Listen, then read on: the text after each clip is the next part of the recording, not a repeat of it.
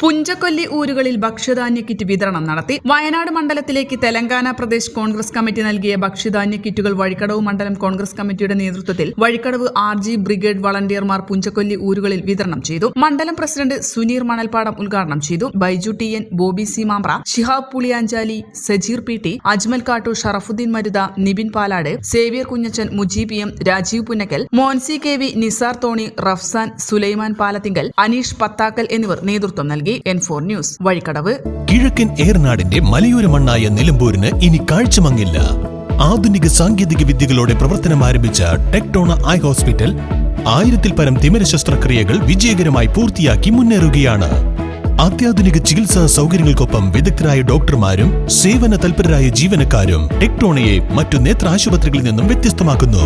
തിമിര ശസ്ത്രക്രിയ, vitreoretina, cornea, paediatric ophthalmology, glaucoma, general ophthalmology, operation theatre, lab, pharmacy തുടങ്ങിയ നിരവധി വിഭാഗങ്ങൾ.